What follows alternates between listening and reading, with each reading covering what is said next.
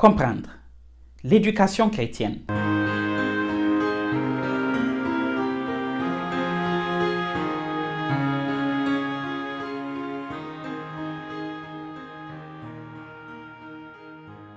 Bienvenue à votre émission.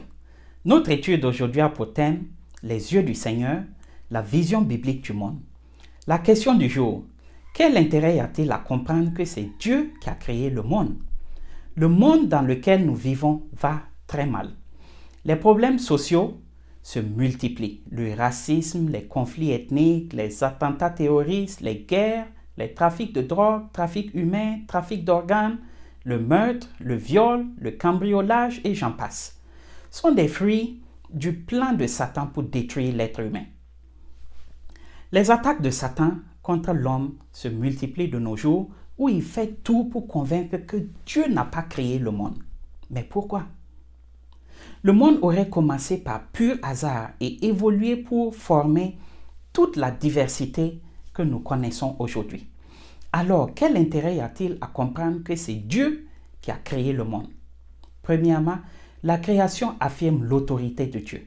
Si Dieu n'a pas créé, c'est que Dieu n'existe pas. Nous adorons Dieu parce qu'il nous a créés. Nous obéissons également à sa loi parce que nous acceptons que comme Dieu nous a créés, il sait ce qu'il y a de mieux pour nous. Renier donc la création revient en réalité à renier l'existence de Dieu et son autorité dans nos vies. Deuxièmement, la création valorise l'identité humaine. Nous lisons dans Genèse 1, verset 27, que Dieu créa l'homme à son image. Il le créa à l'image de Dieu. Il créa l'homme et la femme. La parole de Dieu enseigne que l'homme a de la valeur parce qu'il a non seulement été créé, mais aussi parce qu'à la différence des animaux, il fut créé à l'image de Dieu. Les théories de l'évolution ramènent l'homme au même rang que l'animal. Dans ce contexte, tout est permis. C'est la loi de la jungle.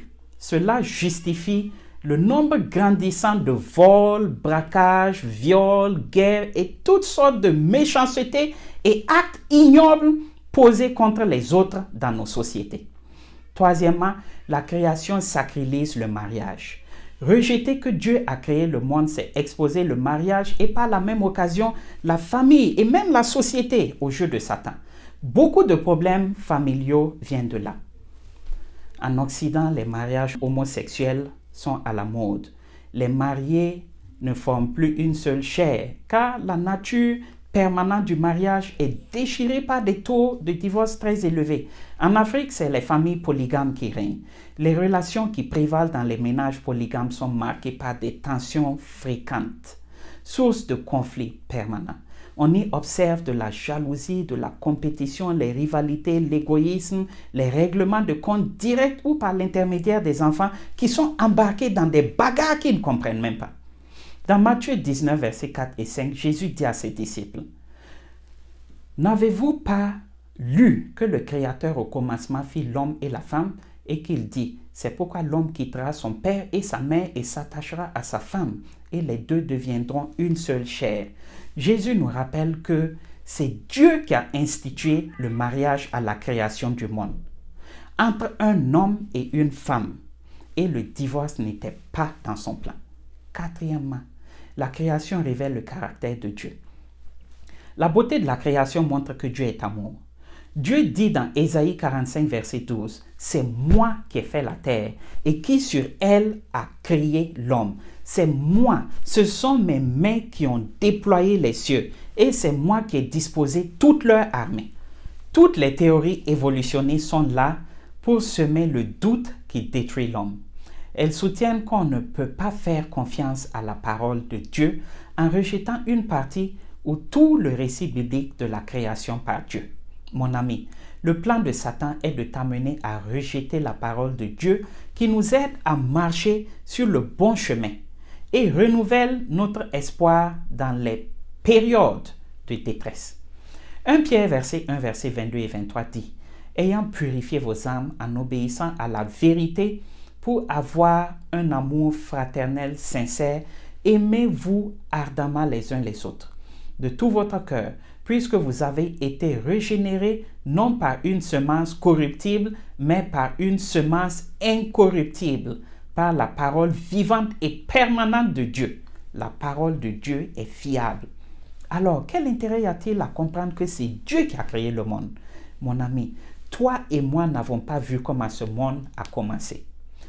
Accepter ou rejeter le récit biblique de la création du monde est donc tout simplement une question de foi.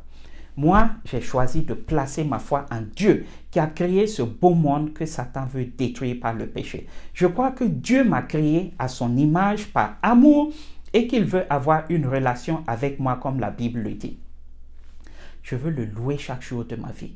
Je crois que Jésus reviendra pour mettre fin au péché et restaurer la création de Dieu comme la Bible le dit. Et toi, mon ami, comment crois-tu que ce monde a commencé? Ta réponse à cette question révèle en qui tu places ta foi.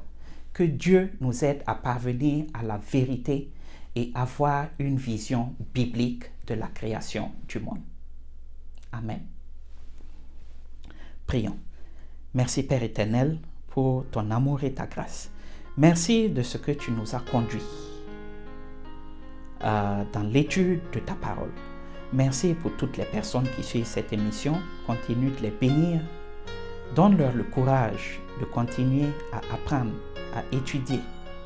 Permets-nous, Père éternel, de mettre en pratique ces choses que nous étudions chaque jour. Au nom de Jésus-Christ. Amen.